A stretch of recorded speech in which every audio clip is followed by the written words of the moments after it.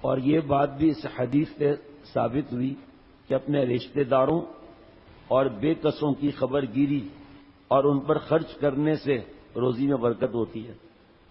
تو کل یہ پڑھ کے سنایا تھا نا، وہ شام میں عصر میں آداب معاشرت میں لکھا ہوا تھا. میں تو پہلے دفعہ پڑھا، یہ سنا تو تھا کہ یتیموں پر کے سر پر ہاتھ رکھنا وغیرہ، یہ پہلی دفعہ پڑھا کہ جو یتیموں کی خبر گیری رکھتا ہے، چاہے خاندان میں ہو چاہے غیر خاندان کے ہو، تو اس پر کیا انعام ملتا ہے. اور نیچے پڑھا یہ بھی پہلی دفعہ کہ جو بیواؤں کی خبر گیری کرتا ہے تو شرعی اصول کے ساتھ. حضرت والا رحمۃ اللہ علیہ ساؤتھ افریقہ تشریف لے گئے تو وہاں پر حضرت کے خادم تھے جو حضرت کے پاس سفر میں زیادہ ساتھ رہتے تھے. تو حضرت والا نے فرمایا کہ بھئی آج اتنے دن ہو گئے ایک بار بھی نہیں آیا، ہم کوئی چھوٹے تھوڑی ہو جائیں گے، چلو ہم خبر گیری کرتے ہیں. حضرت ان کے دفتر پہنچ گئے. فرمایا کہ حاجی صاحب کو دیکھتا ہوں تو جناب ٹوپی اتری ہوئی ہے ٹیبل پر اور تیل لگا ہوا ہے، مانگ پٹی کی ہوئی ہے، پان کی گلوری کھا کے اسمارٹ بنا ہوا ہے بہت زیادہ. حضرت نے فرمایا کہ حکیم کا کام ہوتا ہے اسباب تلاش کرتے ہیں کہ دست لگے کیوں ہیں. تو فرمایا میں نے جیسے ادھر دیکھا تو شیشے کی طرف لڑکی بیٹھی ہوئی ہے، میں تو گھبرا گیا. ایسا نیک آدمی، ایسا فرما بردار دین کی باتوں میں. حضرت نے فرمایا میں پریشان ہو گیا، یہ کیا مسئلہ ہے؟ تو حضرت نے فرمایا حاجی صاحب یہ کیا ہے؟ کہ حضرت یتیم ہے.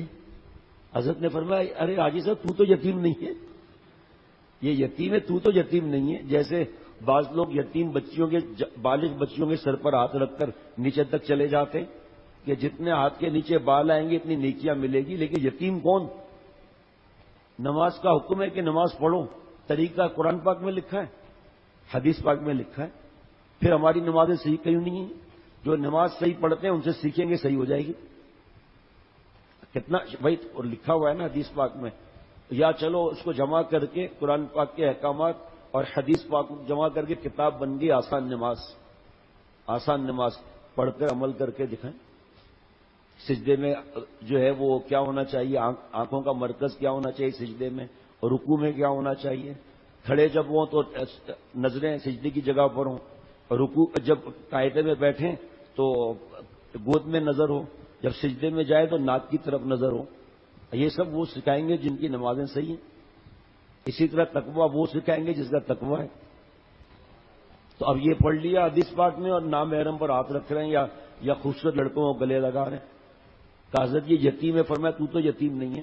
پر حضرت کا تو ماشاءاللہ پرواہ نہیں ہوتی تھی. فرمایا حاجی صاحب یاد رکھنا ابھی اس نے آپ کی ٹوپی اتاری ہے، اگر آپ نے توبہ نہیں کی، اسے جان نہیں چھوڑائی تو کل آپ کے کپڑے بھی اتر جائیں گے. اگر آپ بچ گئے آپ کی اولاد نہیں بچ سکتی زنا سے اور بے حیائیوں سے اور کمینے پن سے. کہ حضرت یتیم ہے. فرمایا وہی تو کہہ رہا ہوں کہ آپ تو یتیم نہیں ہو، اللہ نے آپ کو اتنا مال دیا ہے، آپ کو اس کی یتیم کی مدد کرنی ہے. آپ خاندان کے بہت کسی بوڑھی خاتون کے ذریعے جو پتہ نہ چلے کہ آپ مدد کر رہے ہیں، ورنہ آپ سمجھیں گے کہ میں اس لڑکی کے سلیکشن بورڈ کا میں بھی ممبر ہوں، یا کسی بوڑھے کے ذریعے جو بتائے نہیں مدد ہو رہی ہے. تو جب کل پڑھا میں نے کہ بھئی جو بیواؤں کی اور خاندان کی ایسے خبر گیری کرتا ہے جنت میں ساتھ رہے گا اللہ کے. ہم کہاں اپنے خاندان کا خیال کرتے ہیں؟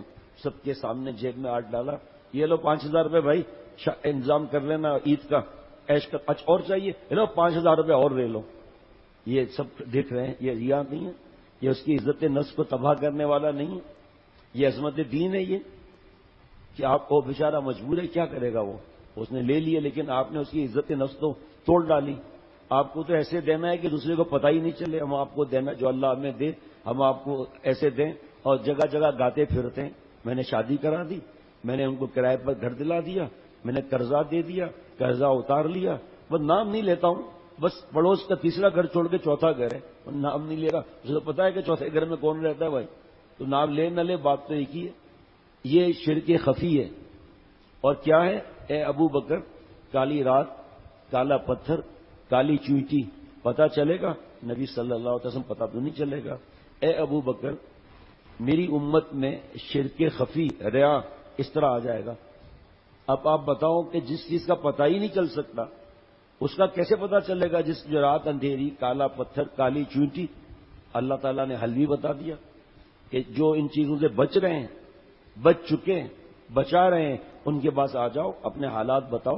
وہ چہرہ پڑھ کر تو نہیں جائے گا آپ کے اوپر سایہ ہے، تو آپ بتائیں گے تو پتہ چلے گا آپ کے حالات کیا. میرا یہ انداز ہے، میرا یہ انداز ہے، میرا یہ انداز ہے، بتاؤں.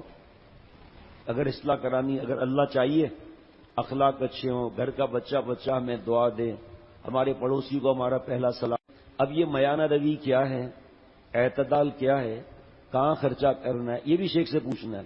بہت سے لوگ پوچھتے ہیں، لیکن ایک خاتون کا تو یہ معاملہ ہے کہ خیر خیرات کرے گی، مجھ سے پوچھے گی یہاں خرچہ کروں یا اپنے خاندان پر کسی پر خرچہ کرنا ہے، شادی وغیرہ پر، بھائی بہنوں پر، پہلے مجھ سے پوچھیں گی.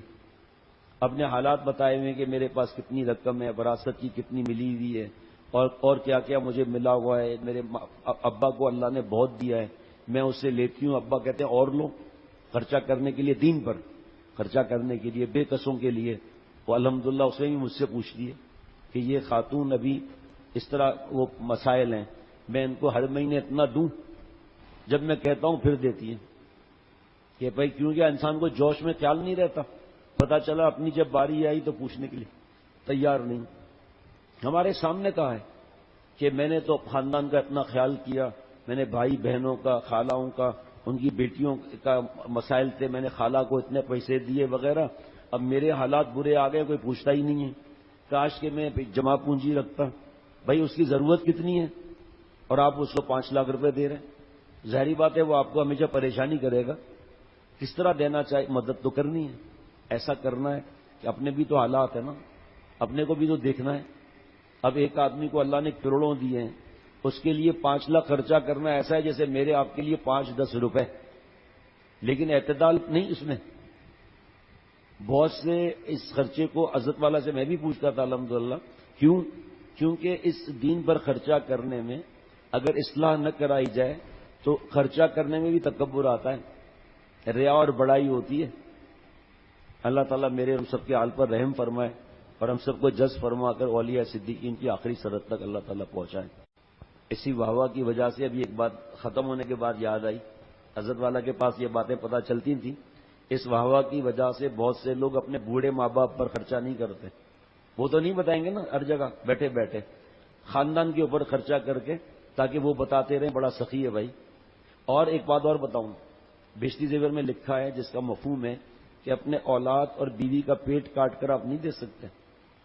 اب جب گھر کے افراد دیکھ رہے ہیں بوڑھے ماں باپ کہ ہم پر خرچہ نہیں کرتا، خاندان بھر پہ خرچہ کرتا ہے، اسی طرح بیوی بچے پریشان ہوتے ہیں کہ ہمیں دینے کے لیے ہدیہ نہیں، ہمیں دینے کے لیے وقت نہیں، ہمیں، اور خاندان بھر میں بھاگے جا رہے ہیں اور ان کو نصیحتیں کر رہے ہیں 2-2 گھنٹے ایسا کرنا، ایسا.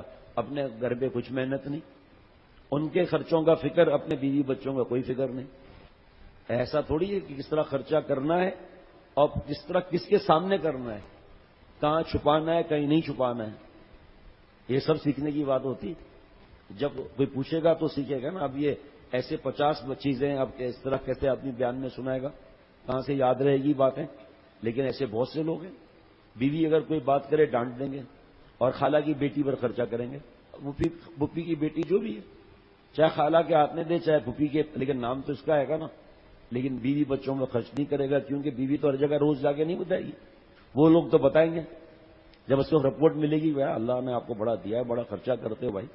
ابھی ایک بچی ڈاکٹرنی کے لیے سلیکٹ ہوئی، یا اس نے ٹاپ کیا یا کیا ہوا، تو میرے پاس جو ہے وہ ٹیلی فون آیا کہ ہمارے خاندان میں اس طرح ایک بچی نے ٹاپ کیا ہے یا اس کا سلیکشن ہوا ہے، تو اس کو ہم ہدیہ دے سکتے ہیں. میں نے کہا بھائی مفتی صاحب، میں نے بڑے مفتی صاحب دامت برکات میں فون کیا، پھر میں ہرگز نہیں دینا ہدیہ، کیونکہ آپ اس کی جو ہے وہ یعنی کیا کہا، اور اس کی ہمت افزائی میں آپ کا پیسہ استعمال ہوگا کہ آپ صحیح کر رہے ہیں، آپ نے ٹاپ کیا ہے، آپ بڑے سمجھدار ہیں آپ نے. اور فرمایا ہرگز مت دینا، بھلے برا کہیں جو بھی کہیں، آپ کی طرف سے ہمت افزائی ہوگی. وہ لڑکی ہے نام محرم کے ساتھ پڑھ رہی ہے، اب اور پڑھے گی جا کر نام محرموں کے ساتھ، آپ اس کی ہمت افزائی کر رہے ہیں. یا فرض کریں کہ ابھی کل ایک بچی ہمارے دوست کی ہے اور اس کو انہوں نے، بچی ہے چھوٹی ہے، فرسٹ آئی وہ، اور نمبر بہت اچھے ماشاء اللہ. ظاہری بات ہے ماں باپ کچھ ہدیہ دیں گے نا اس کی ہمت بڑھانے کے لیے. کہ اسلامیات میں 100 سے 90، قرآن میں اور دین کی باتوں میں 100 سے 90. کہ بیٹا تمہیں قرآن پاک میں زیادہ نمبر تمہارے آئے اور تم نے اسٹار لیا ہے، یہ اس کا الگ تمہارا ہدیہ ہے تاکہ دین کی طرف آئے۔ جیسے ہمارے یہاں کوئی حافظ ہوتا ہے تو حافظ پیکیج بنا ہوا ہے جو اس کی ہمت بڑھانے کے لیے گھر یہ دے گا تاکہ دوسرا بچہ حافظ بنے تو دونوں میں فرق نہ ہو، وہ آپس میں پھر حسد ہونے لگتا ہے، اس کو اتنا ملا مجھے کم ملا۔ ہمارے بابا نے شروع سے یہ چیزیں بنائی ہوئی ہیں اور بھی ایسی چیزوں میں بنائی ہوئی ہیں۔ اب اٹھا کر بچی پاس ہوئی، اس کو جناب یا کوئی خاندان میں لڑکا پاس ہوا رشتہ دار یا لڑکی پاس ہوئی اچھے نمبر لے 5 لاکھ روپے۔ بھائی تو اس کو پاگل کرے گا، تو اس کو بے ہوش کرے گا، اگر اٹیک ہو گیا پھر اتنی رقم دیکھ کر تو پوچھ تو صحیح بھائی کس چیز کی رقم دے رہا ہے، کس لیے دے رہا ہے تو؟ وہ لاکھوں روپے اس میں خرچہ کر دیتے ہیں۔ باہر جو رشتہ دار رہتے ہیں ان کو تو کوئی کام ہی نہیں ہے، جو ذرا کچھ ہوا لیپ ٹاپ، کمپیوٹر، سیل فون مہنگا والا، اور وہ ٹیپ بولتے ہیں، ٹیپ کا کیا بولتے ہیں، اٹھا کر وہ دے دیا، یہ عقل مندی تو نہیں کی ہے، یا اتنی بڑی رقم دے دیں گے۔ اب وہ رقم سے کیا کرے گا؟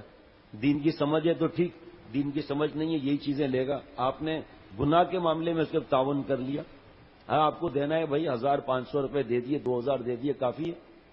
اور لیکن یہ نفس کی چالاکی ہوتی ہے کہ دوسرے چاچا ماما نے، بھائی اور بہنوں نے نہیں دیا، اور کسی نے 500 دیا، کسی نے 1000 دیا، ہم نے 3 لاکھ روپے دیے، ہم نے 50,000 روپے دیے۔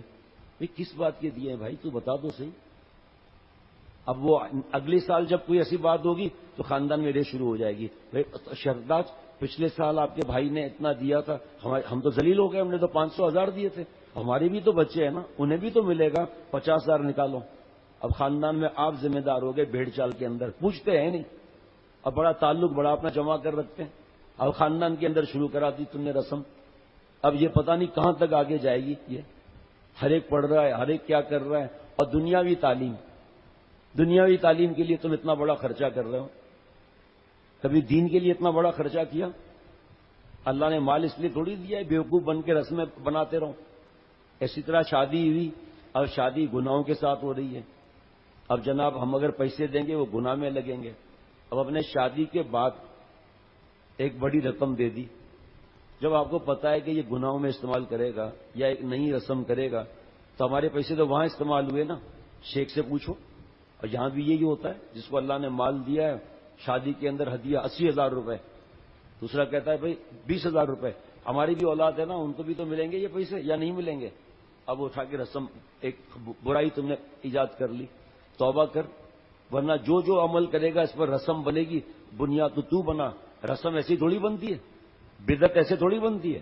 اسٹارٹ نیت صحیح ہوتی ہے انسان کی، اسٹارٹ صحیح ہوتا ہے، آگے چل کے مشورہ نہ ہونے کی وجہ سے وہی رسم بن جاتی ہے، اور جب پکڑا جائے اللہ معاف فرمائے، وہ جو بیچارے کو دین کی سمجھ بھی ہے پر وہ پکڑا گیا۔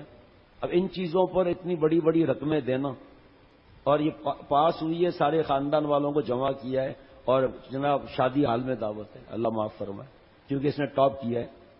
اب جو ہے نا بے حیائی کے ساتھ کالج میں جائے گی آئے گی، میڈیکل کالج میں آپ جناب شریک بھی ہو رہے ہیں، مبارکباد بھی دے رہے ہیں اور اس کو ہدیہ بھی دے رہے ہیں۔ میں تو منع کر دیا، میں نے کہا بھائی مفتی صاحب نے منع فرمایا کہ خاتون ہے، آپ اس کی حوصلہ افزائی کرنے میں شامل ہو جائیں گے آپ۔